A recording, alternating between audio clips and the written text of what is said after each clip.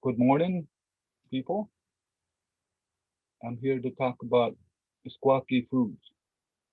But before I do that, I got to remind the audience that as Meskwakis, we're very old in this continent. We're thousands of years old. We've seen this continent change many times, and we're one of the last living things from the old age because the mastodons are gone, saber-tooth tigers.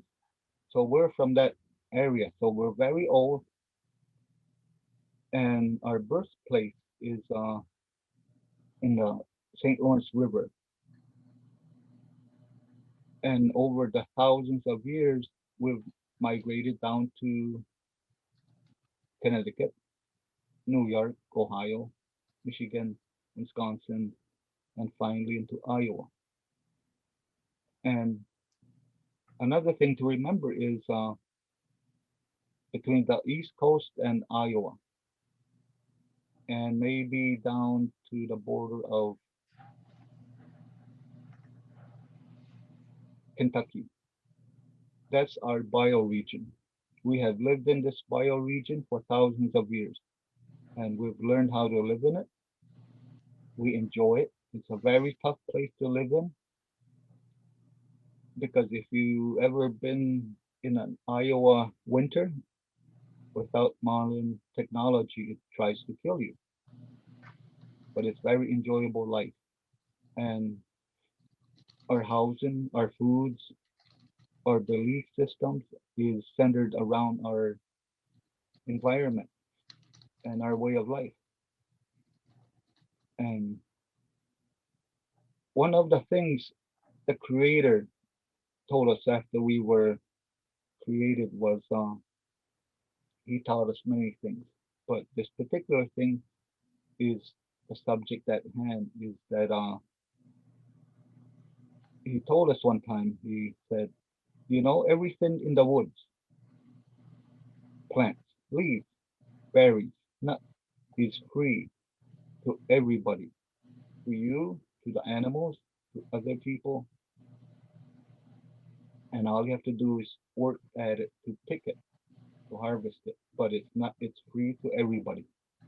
It's not yours alone, but it's free to everybody. And then he said, but I'll give you something that you have to plant and take care of, and that's our crops today. So with our crops, we have to take care of them, and that's a lesson of you have to take care of your food. You can't be lazy and just go pick stuff. You have to work a little bit to get your food. And in Iowa, the idea is to survive the winter. So that's the background that we come from. And so the first slide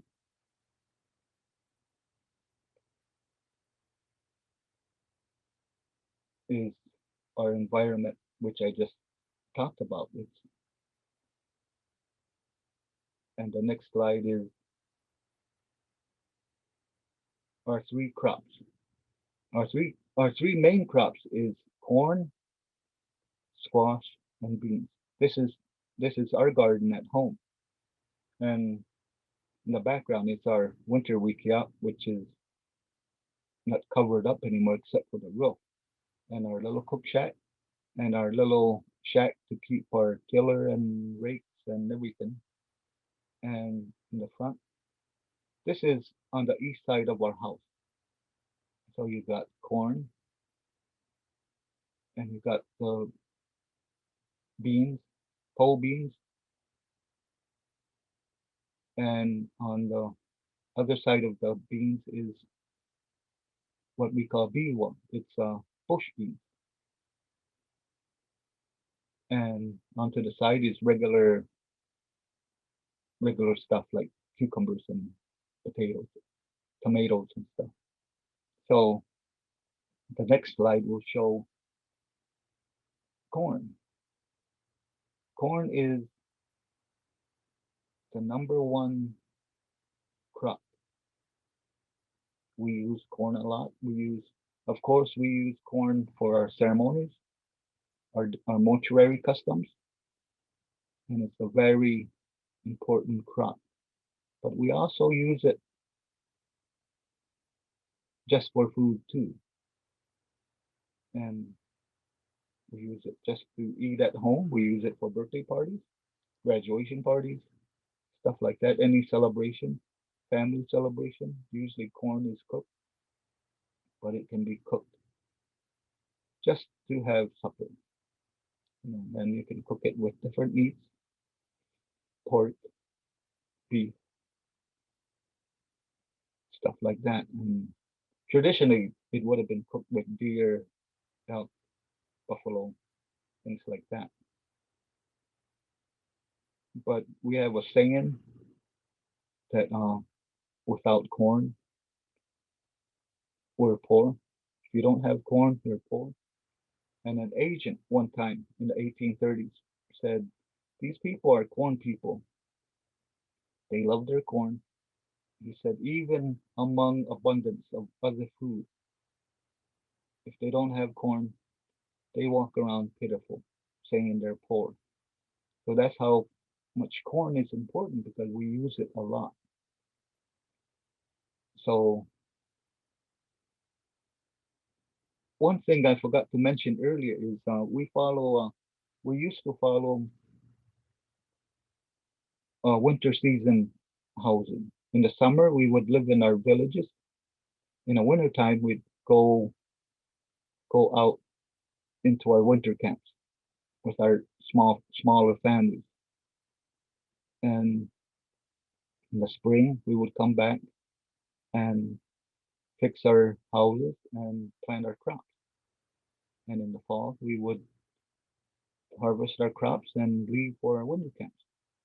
So, and we still have that mentally in ourselves that we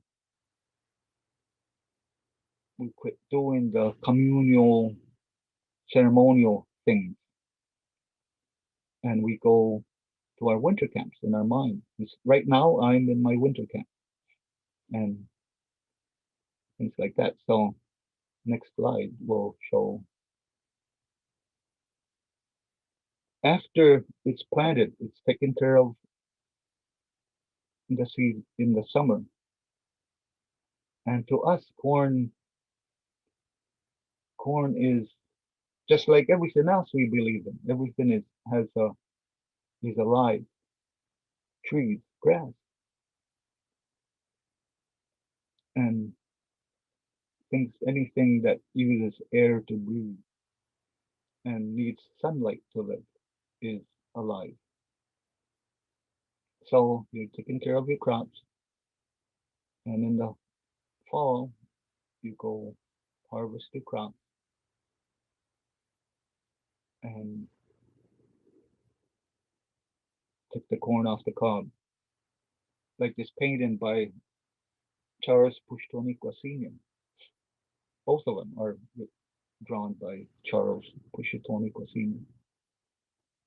They're taking off the cobs and then they parboil the cobs. And after a few minutes, it's taken off the kettle and the corn is taken up.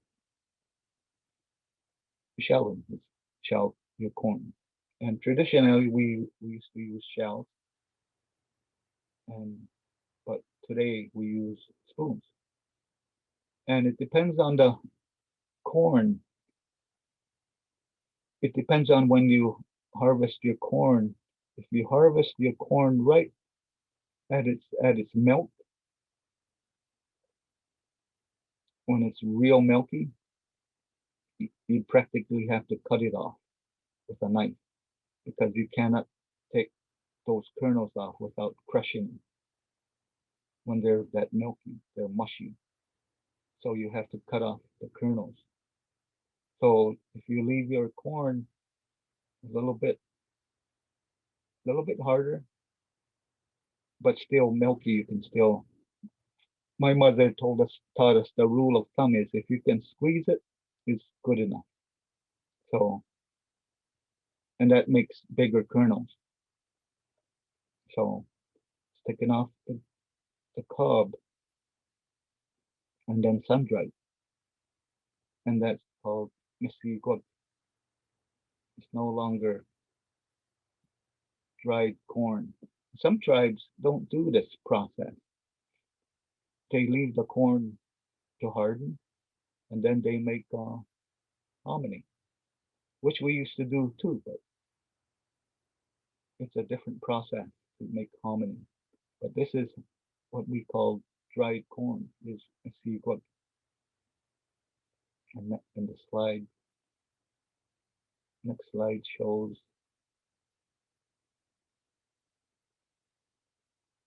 the the corn boiling, and there's me checking the corn. I think I was checking the corn because my wife Sue said it's kind of getting late. Why don't you go check the corn? So I went to go check the corn. I just took a little one cob and I unwrapped it a little bit, not all the way, and I pressed down a kernel to see how soft it was still too soft, or the way we like it is we let it harden a little bit. So I did that in different parts of the garden, and I either said yes or no. And to the other slide is our oil and cobs, and you can see our cornfield, and then the smaller green stuff is tobacco, Indian tobacco. Next slide, please. Johnathan, we have one clarifying question. Oh, never mind. You just clarified it for Jean. Never mind. I'll go to the next slide. Thank you. Okay. And there's our I think that's me picking off the corn. And there's on the left is the corn we're letting harden. And on the corner you can see our pile of shut corn that we drag back into the garden to reabsorb for the garden to reabsorb that. And then that's how you take off the cobs, the corn on the cob. This happens to be our white corn. We have white corn and colored corn. Next slide.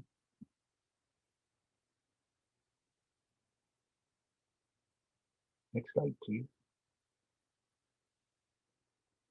And there's the different types of corn that we have, and basically everybody has the same corn, but through families, it's the same corn, but through different families. Some families just like white corn, so that's all they grow is white corn. Some people like darker corn. Some people have have a mixture of white and colored. You know, different families have a preference of how they're going to make their corn. But on the tables on the top is the dried corn, and as it dries, it starts to turn brown, a golden color, and as it dries, it takes about 3 days of good weather. And the rule of thumb our mom taught us is after a while you take a handful and you let it go and you listen to it, and if it clings like glass, then it's ready. to put away. Then it's all dry when it clings, because you can hear it when it drops, how dry it is. So but that's our corn. Next slide, please.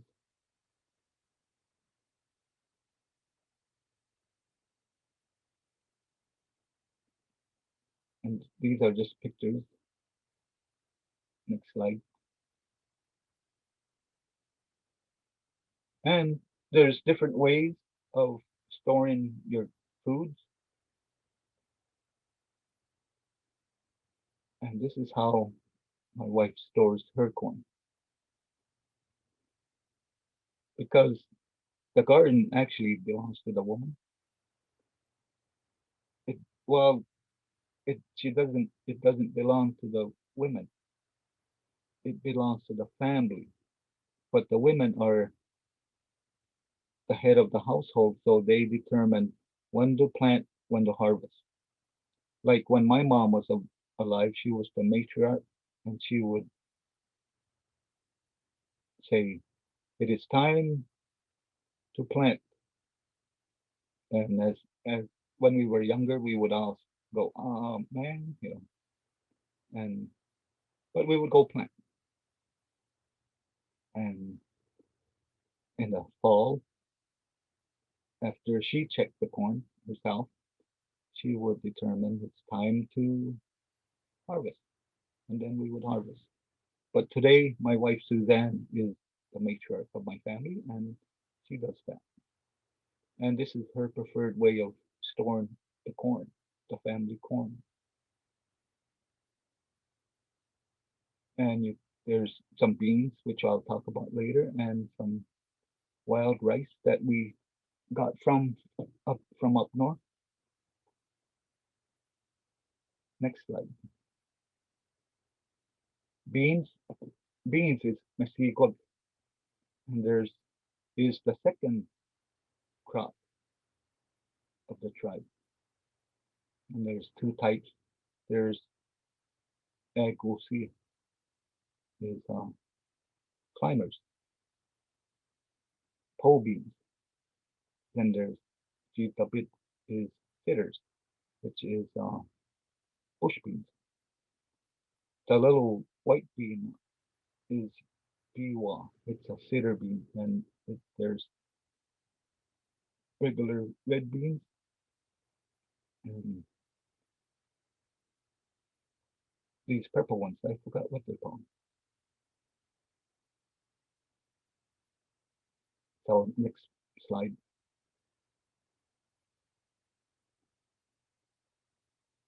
So this is a picture of a family from the 1920s. One is in color, one is black and white, but you can see their bean poles, how high they are and how thick. And and beside it is squash. Even though we don't follow that philosophy of the three sisters, you know, that's more of an Iroquoian idea. Even though we don't follow that philosophy of planting all three in the garden, we do that too. We just don't call it the three sisters. And but we do plant all three in the garden. And next slide.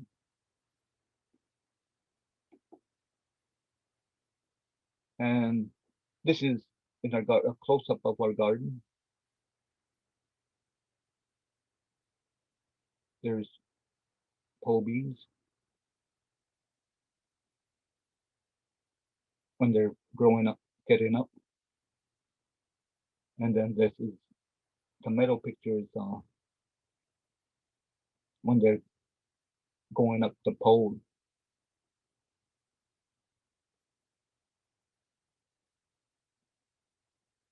And come to find out that young rabbits like young sprouts of beans. So if you're not careful, rabbits will get your beans before they can start climbing because it stuns them if they're eating it when they start going up. And, and then you wait until they're brownish color when you start harvest them, and then you can start taking the beans out. And the other picture is biwa, bush bean. It's a bush bean, and after they start turning brown, that's when you start taking the, the beans off. And then you shuck them, and in our you can see our car, but you can see a flower cart. That's to attract bees and butterflies. Next slide. And here's a family. The Mrs. Arthur Bear family shucking their corn. I mean their beans, and you can see their cornfield in the back, and it looks like they got squash too. But over here, the mother and her daughters are shucking beans. Today, we sit in front of the TV and when we shuck our beans, we sit in the front of the TV. It's very relaxing activity to shuck beans by hand.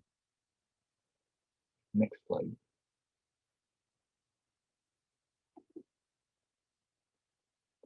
And then the third crop is squash, wabigun. It's called wabigun, and it's one of our main crops that we plant that we were that we were given, and we dry we eat it fresh, and then traditionally we would dry it, and we still do dry it. We still dry squash, but since we live in the modern times, we're not reenacting a lifestyle that we have. We adapted a lifestyle we have, and today we freeze squash in the freezer. Some of it, half of it dried, half of it frozen. So, but we still cut up squash and we preserve it either by drying it or freezing. And it's very, of all the foods we have, squash was the most important for winter time because the object of winter is to survive winter. And squash helped us survive because it fought scurvy. So we didn't have scurvy in the wintertime. We didn't suffer from it. So next slide, please.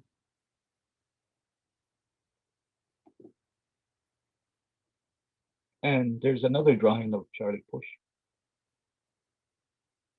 And incidentally, she's cutting up the same type of squash that he painted.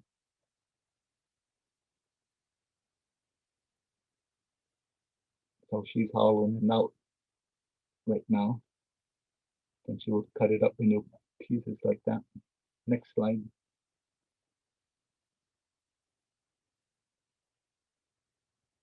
Then there's other kind of squashes. This kind of squash, it is an orangish.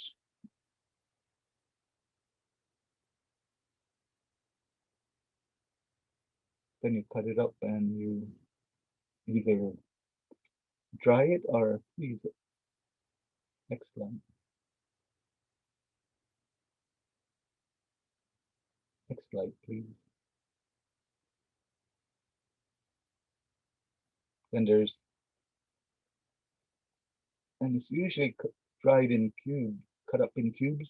This looks like it's fresh squash that's being cooked for some reason. Incidentally, you see on the side somebody cooking fried grapes, but that's the three stages of squashes. On the right is, it looks like it's just been put on the fire because it's more to the top.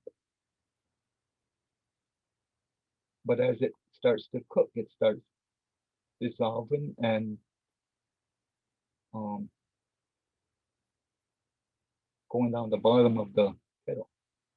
And the bottom one is looks like it's done. Then we sweeten it with. We found out that white sugar, when we use white sugar, it sweetens the squash too much. Then you're tasting the sugar more. So it's best that we used brown sugar, maple sugar, or honey, things like that, and it tastes way better with those sweeteners. Next slide. And these are some older pictures of squash drying. And the woman on the right she's holding a braided squash, but behind her is there's squash drying on rack.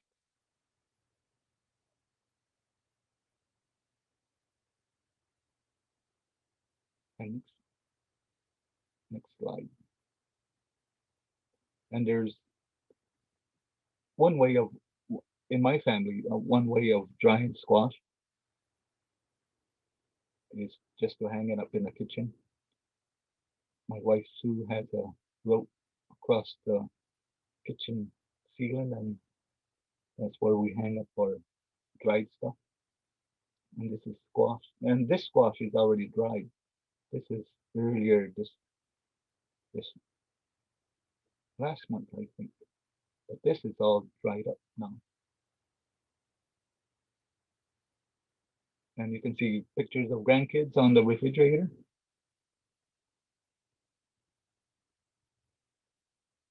Next slide, please.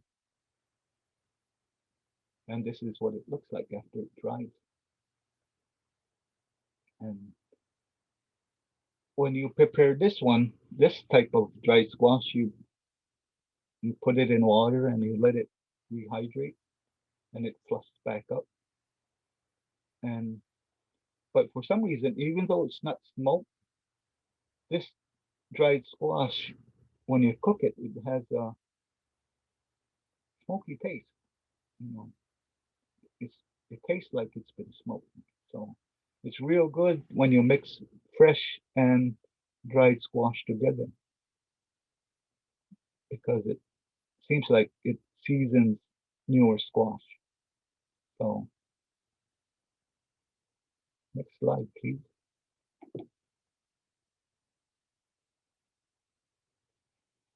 And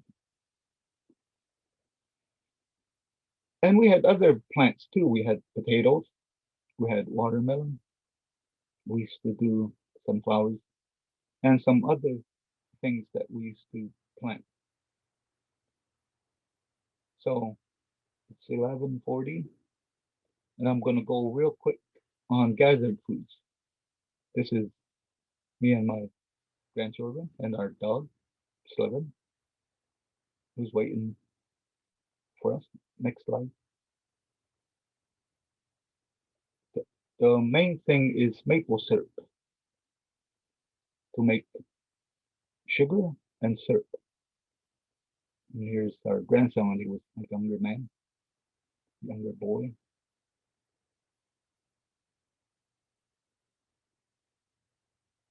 Next slide.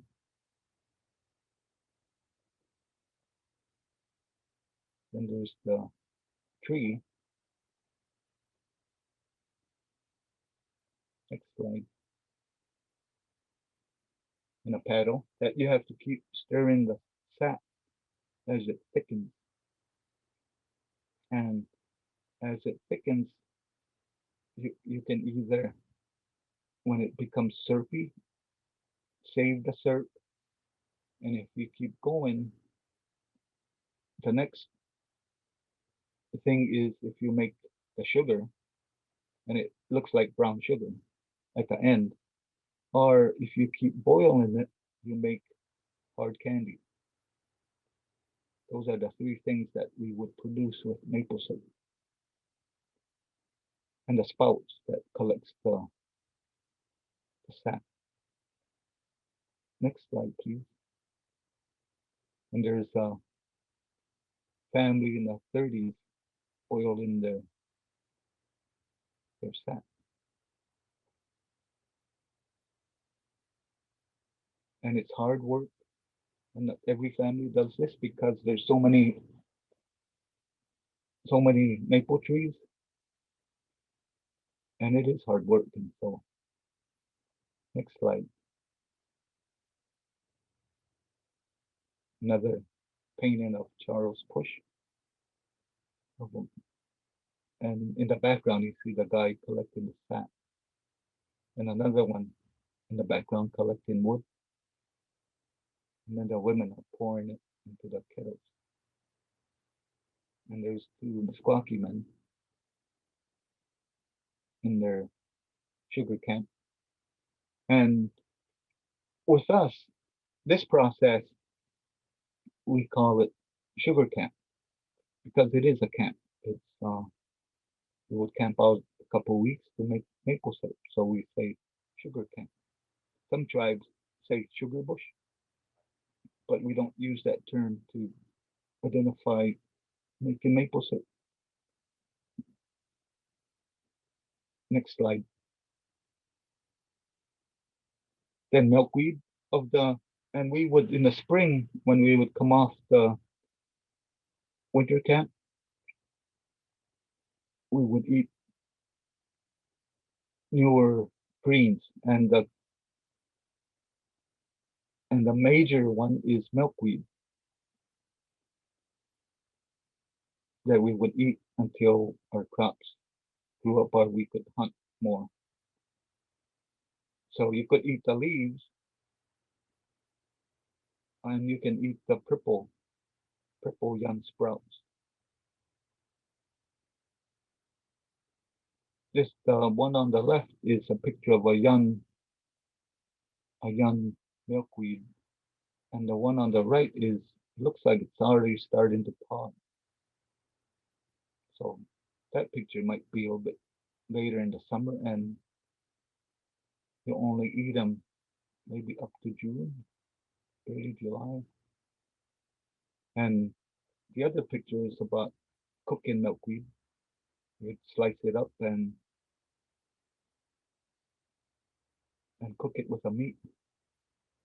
And even with milkweed, we would either dry leaves while they were abundant and store them for either in the summer. Throughout the summer, you would eat milkweed, dried milkweed, or you could save it for the winter. Then in the wintertime, you'd have a little taste of summer. Next slide. Then of the potatoes is water potato or lotus. And this is a lotus plant. It looks like a banana. Arrowhead is another potato, but it doesn't look like a banana. But that's another water potato we used to gather and dry for summer or winter use.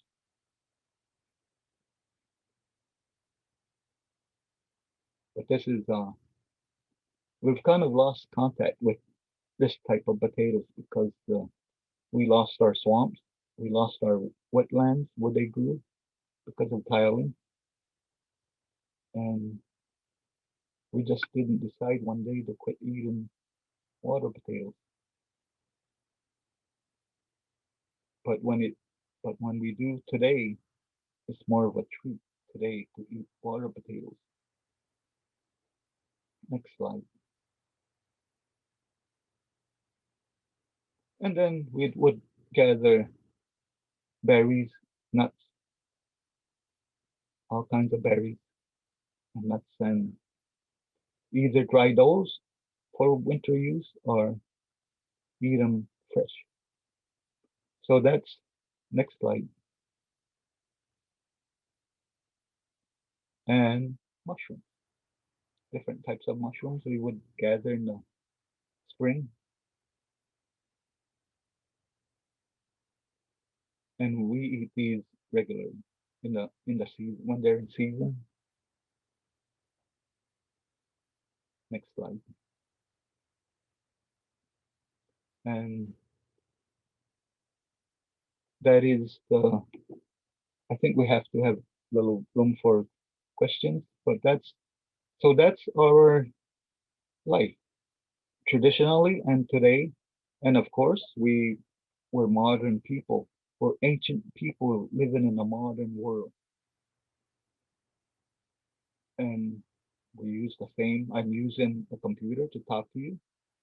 I'm using this Zoom thing to teach you, and things like that. But us Meskwakis are still somewhat.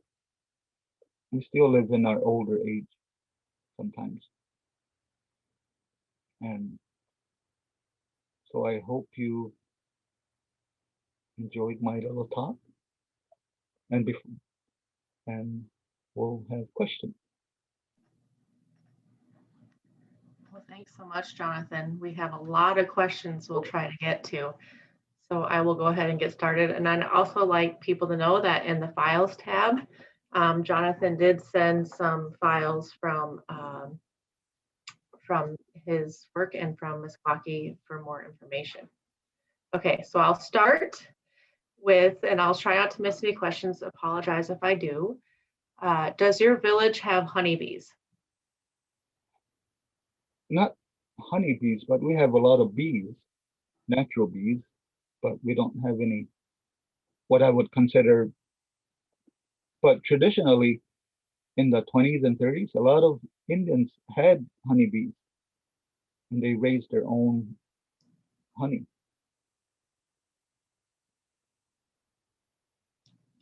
Okay, next question. Do you weed the corn or do any spraying? We don't spray the corn, but we weed the corn. We pretty keep it pretty clean, but we And don't then spray. do you save your own seed corn?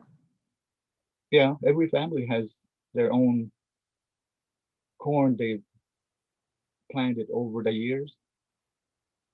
So that it's called Tama Flint, and as far as I know, we've had it at least 3,000 years or maybe longer, but it can be dated 3,000 years. And they say that it didn't come up the same route to Mexico, southwest. It didn't come up that way. So they haven't found out where Tama Flint comes from yet, but they're trying to find its origins. How do you protect your heirloom seeds from the drift of hybrids and GMO corn? It's a tough job. One year, for some reason, we had infestation of yellow corn.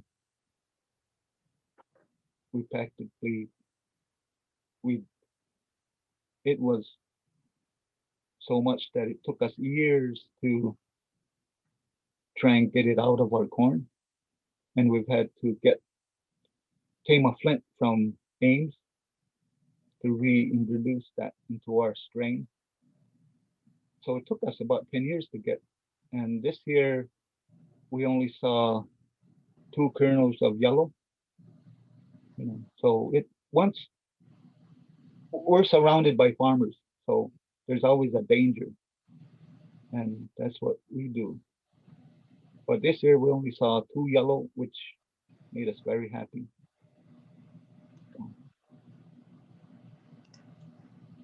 How do you stop the rabbits from nibbling? Fence. We have to fence it early. They don't seem to bother the corn. It's the squash. It's the beans that they go after, and they like the younger.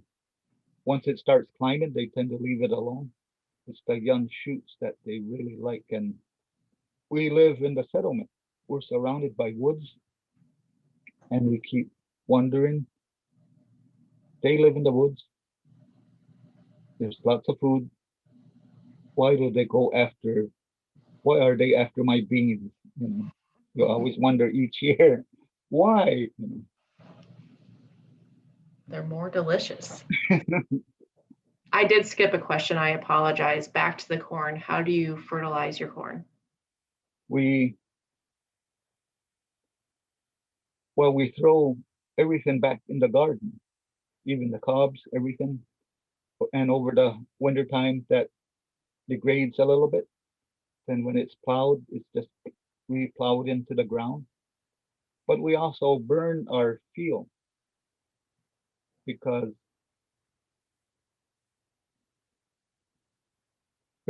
our field has been used for years.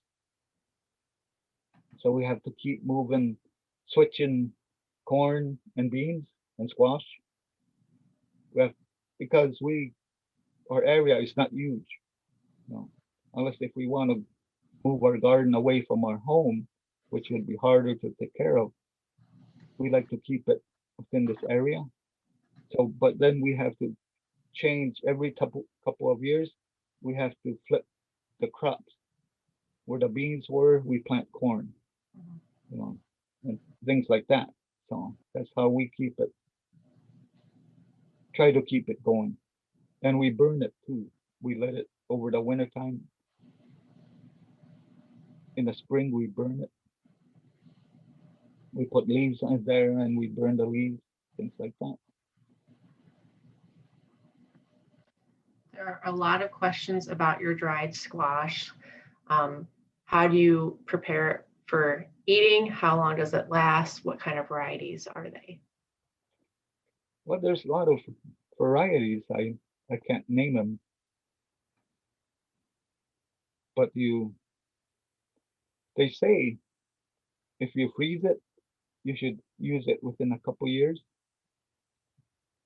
But if you dry it, you can practically maybe 5 years.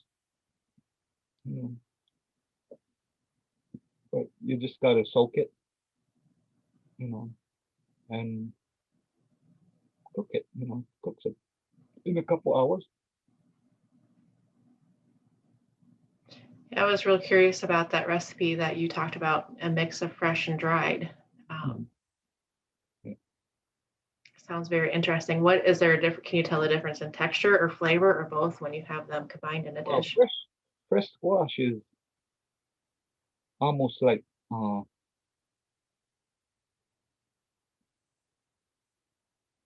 the pie thing. It cooks more like pie. You're gonna put it in a pie, Mm-hmm. but with because when you cook it, when those cubes, you can either cook the cubes until they all disintegrate, or you can keep them half. When you look at your squash, you keep as the cubes are disintegrating, you can have your squash lumpy. Keep the cubes. Some cubes look like cubes, but you can cook it until it's all gone. Okay, I have a question about how does your community feel about trying new plants and varieties? Are you open? Are you cautious or both? we're cautious because our Tama flint is our corn.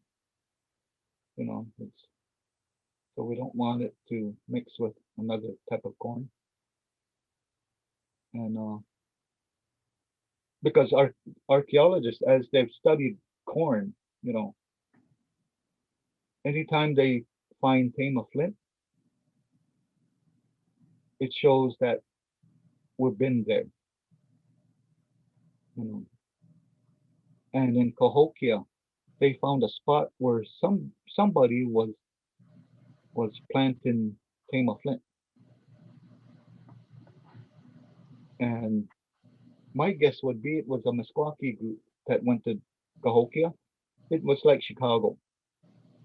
You know, whatever happens in Cahokia stays in Cahokia, kind of thing. And so I bet there was a trading station in Cahokia, and these Meskwakis were planting their corn.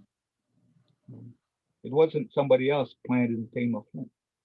It was a group of Meskwakis that were probably a trading station. Probably other Meskwakis went to Cahokia to trade, and that's their home base, you know, of the area, I think. So, so when it comes to corn, we kind of are kind of selfish and protective. Squash is, we'll try other species of squash, you know, but we still have our own squash that we treasure, but we'll plant other squash too. And same way with beans, we're kind of protected of our beans. We'll try other beans, but we tend to stick with our beans because that's what our gut is used to, our foods, things like that. Most of the beans you showed were dried. Do you eat fresh green beans or do you primarily eat dried beans? Well, fresh beans we do eat when they're still in the cob. In the what is it called? It's not a cob, it's a Yeah, pod. pod. Yep. While it's still in the pod, we eat that sometimes. Well, we do eat that in early harvest before they start turning, but it's a time related thing. You have to pick them and eat them at a certain time. So there's a time limit for that Yep. to eat. But now with refrigerators, some people are drying them. So us- usually, traditionally, it was just a time related thing. But now somebody could be cooking fresh beans in a pod in the wintertime. So So you talked about you don't do Three Sisters, although you grow those crops. Do you still plant those crops, the corn, squash, and beans, nearby each other for the mutual benefit they provide? we just don't call it the Three Sisters because our philosophy is the earth is the mother and the seeds are the child. So you have to have good earth. If you have bad earth, no matter what beans you plant, they'll never grow. So How about vine borers? Do you fight with vine borers? those little red, white. They're in your squash, they get into the vines and you'll just see a little hole and then the whole squash plant tends to die off. Not so much. Okay.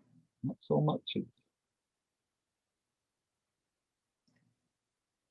No, I planted squash all these years. I've never had Well, there you squash. go. It's probably your varietals or your rotation or your soil health or a combination of all of that. So sounds like we have more to learn from you from that.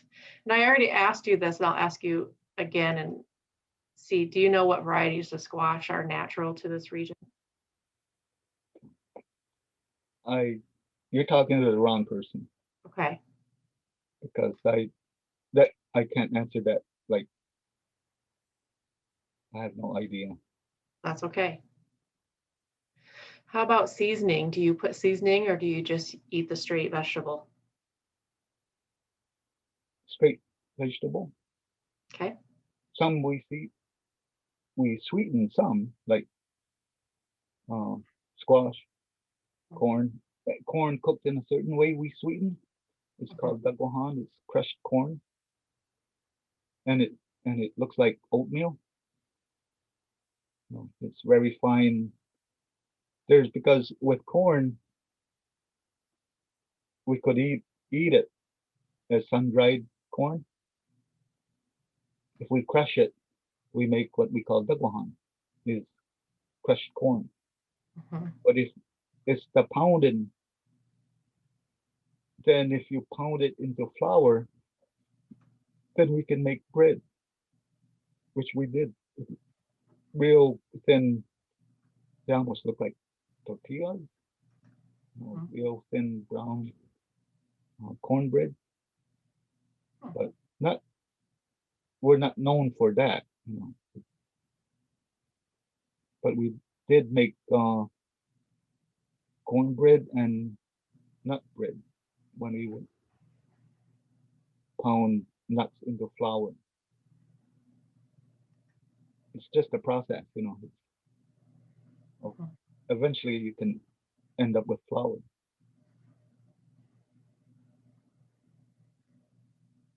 So we have way more questions here than we're going to get to, although we have some time left, but maybe you'll come back in a magazine or something and answer some more of these questions because people are very curious.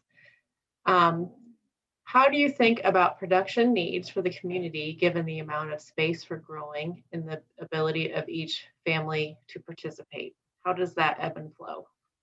Well, the tribe has developed two programs. And I got to look at our. I can't name off of the Meskwaki Farms and Indian food sovereignty are two programs that are supposed to help with that issue you're talking about. So, And I imagine they can read more about those in those files you sent. mhm. Okay. Or look it up. Look them up on their Facebook pages. Okay. Go to the general tribal site, and then in that site they'll direct you to these Facebook pages of Okay. food sovereignty and Meskwaki Farms, Okay. which are two different programs. Okay, this is a deeper question. What are some of your community's concerns regarding farming, nature, and humanity in Iowa? Do you feel you have allies outside of your community, share common values and vision with your European American neighbors? Well, depends on which realm. Sometimes we don't. Honest, to be honest, we especially the last 4 years as the state turned bright red. We've looked at our neighbors kind of iffy, but we do have a lot of friends beyond our borders, politically and personally. So it's not all we're not hiding on the settlement scared of our neighbors, because we do have a lot of friends that help us and we help them. We we benefit the state, we benefit the county, you know, even though it's not always recognized, but we don't run around looking for to be recognized, but we do benefit the state. We have we we do the oldest cultural event in the state, which is our powwow. That is definitely the oldest cultural event. And we, through our casinos, we hire a lot of people.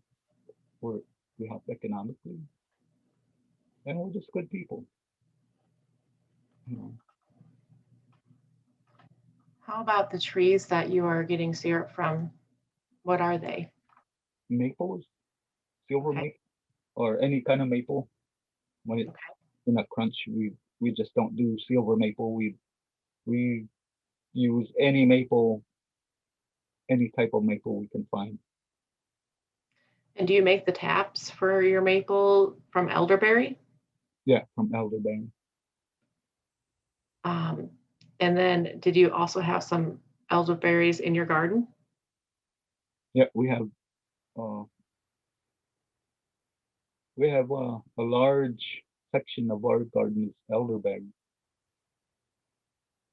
which is bird housing for the summer. Hmm. And did your tribe spread wild seeds and tend edible plants in Iowa's forests and prairies? Yes, we did. And one plant we did that with is lotus. Hmm. We would throw seeds in if we came upon a swampy land, we would throw in seeds and move on. A couple years later, we come back and then there's potatoes. And we're not the only people that did that. We all did. The tribes that lived in this area did that. So So switching gears a little bit, what did your ancestors do for fun? hmm. Well, like I said, we live in a winter and summer village.